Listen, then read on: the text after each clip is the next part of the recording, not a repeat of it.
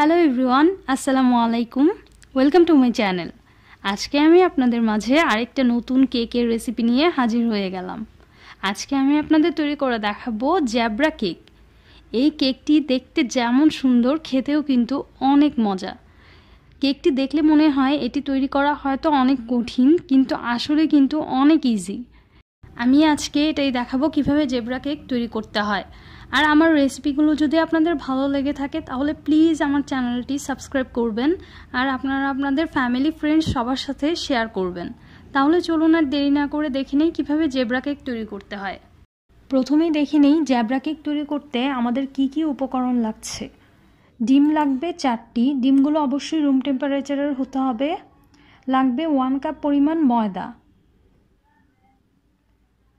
লাগবে half cup পরিমাণ চিনি।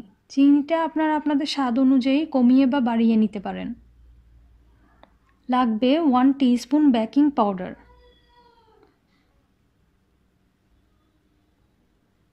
লাগবে 1/3 কাপ তেল। আমি এখানে রেগুলার তেল ইউজ করছি, আপনারা চাইলে বাটারও ইউজ করতে পারেন। লাগবে 1/4 কাপ কোকো পাউডার,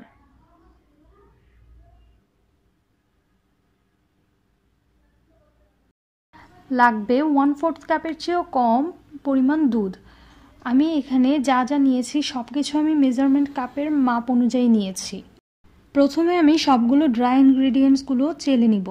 একটা চালনিতে আমি ময়দা, বেকিং পাউডার আর 1 চিমটির মতো লবণ দিয়ে দিচ্ছি। এখন এগুলোকে আমি চেলে নিব। চেলে নেওয়ার পর যে অবশিষ্ট অংশগুলো থাকবে সেগুলো ফেলে দিতে হবে। এখন একটা বোলে আমি ডিমগুলো ভেঙে নিয়ে নিচ্ছি।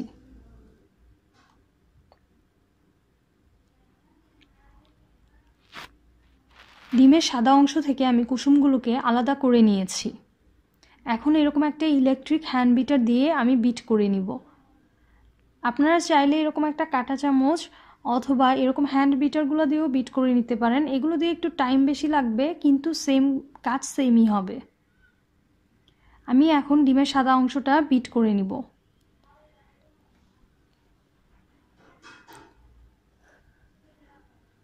থার্টি সেকেন্ডের মতো বিট করার পর আমি এখন এর মধ্যে অল্প অল্প করে চিনিটা দিয়ে দিব। সবটুকু চিনি কখনো একবারে দিবেন না, অল্প অল্প করে চিনিটা মিশিয়ে তারপর বিট করবেন। আমি অল্প অল্প করে চিনি দিয়ে তারপর বিট করে নিচ্ছি।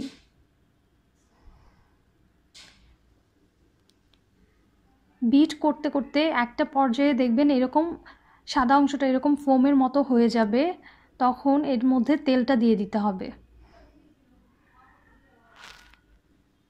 তেলটা দিয়ে অল্প একটু বিট করতে হবে, মানে তেলটা ডিমের সাদা অংশের সাথে মিশে গেলেই হবে। এটাকে আর বেশি বিট করার কোনো প্রয়োজন নেই। আমার বিট করা হয়ে গিয়েছে। এখন এর মধ্যে ডিমের কুসুমগুলো দিয়ে দিচ্ছি। এখন আর বিট করতে হবে না। এখন আমি এরকম একটা স্প্যাচুলা দিয়ে ডিমের কুসুমগুলোকে সাদা অংশের সাথে মিশিয়ে নিব। খুবই হালকাভাবে কুসুমগুলোকে ডিমের সাদা অংশের সাথে মিশিয়ে নিতে হবে। আমার মেশানো হয়ে গিয়েছে। এখন আমি চেলে রাখা ময়দাগুলো অল্প অল্প করে এর মধ্যে দিয়ে মিশিয়ে নিব। একবারে সবগুলো ময়দা দিবেন না, তাহলে ময়দাগুলো ভালোভাবে মিশবে না।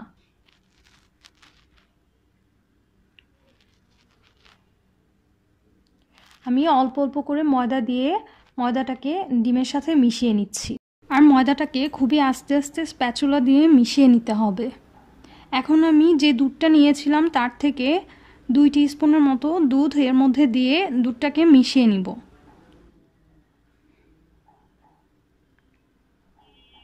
আমার মেশানো হয়ে গিয়েছে। এখন একটা বাটিতে আমি বাকি দুধটুকু নিয়ে নিয়েছি। এর মধ্যে আমি 1/3 কাপের মতো চিনি দিয়ে দিচ্ছি। চিনিটা আপনারা একটু বাড়িয়েও দিতে পারেন আপনাদের স্বাদ অনুযায়ী। এখন আমি চিনিটাকে দুধের সাথে খুব ভালোভাবে মিশিয়ে নিচ্ছি। চিনিটা মেশানো হয়ে গেলে এখন আমি এর মধ্যে কোকো পাউডারটা দিয়ে দিচ্ছি।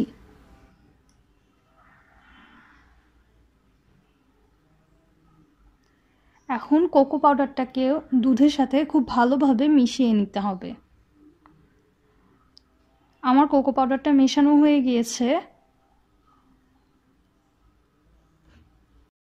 এখন আমি হোয়াইট ব্যাটারটা থেকে অর্ধেকের চেয়েও কম ব্যাটার এর মধ্যে দিয়ে দিচ্ছি।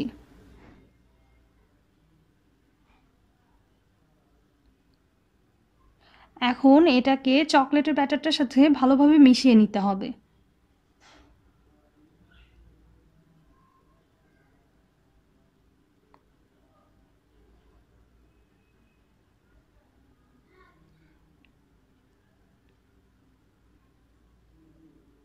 আমার এটা মেশানো হয়ে গিয়েছে।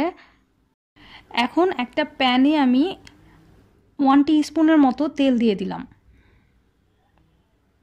তেলটাকে আমি প্যানটার চতুর্দিকে লাগিয়ে নিচ্ছি। একটা কাগজ আমি এই প্যানটার শেপে কেটে নিয়েছি, এর মাঝখানে আমি কাগজটা দিয়ে দিলাম, এতে করে কেকটা হয়ে গেলে তুলতে সুবিধা হবে।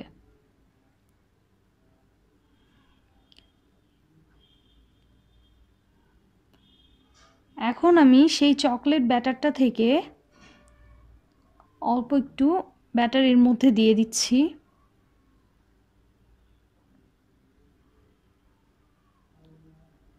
এটাকে ছড়াতে হবে না, এটা নিজে নিজেই প্যানের চতুর্দিকে ছড়িয়ে যাবে।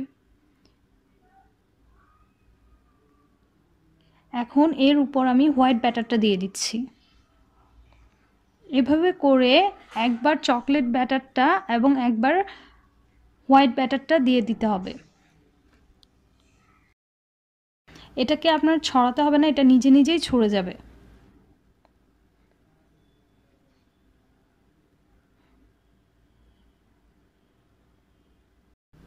আমার সবটুকু দেয়া হয়ে গিয়েছে। এখন এটাকে আমি একটু ট্যাপ করে নিচ্ছি, এতে করে ভেতরে কোনো এয়ার বাবলস থাকলে সেগুলো চলে যাবে। এখন আমি এমন একটা টুথপিক নিয়ে নিচ্ছি, টুথপিকটাকে দিয়ে আমি এভাবে একটু টেনে টেনে ডিজাইন করে নিচ্ছি।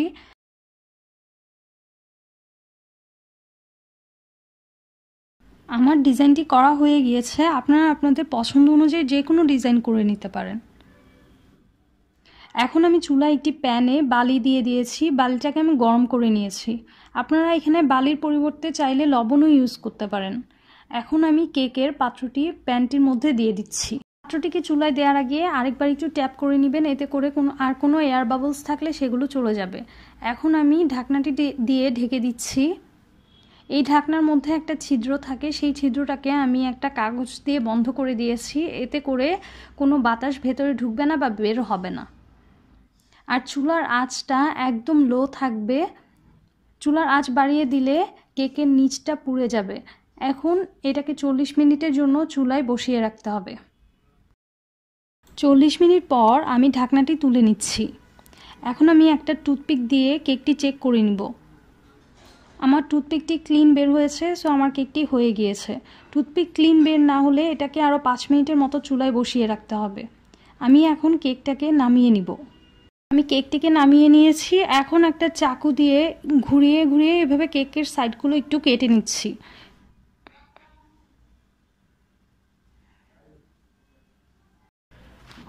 এখন এর উপর একটা প্লেট দিয়ে উপর করে আমি কেকটিকে বের করে নিচ্ছি। এই কাগজটি দেওয়ার কারণে কেকটি অনেক সহজে উঠে এসেছে। এখন আমি কাগজটিকে তুলে নিচ্ছি। আমার কেকটি সুন্দরভাবে হয়ে গিয়েছে। এখন আমি একটু আপনাদের কেটে দেখাচ্ছি।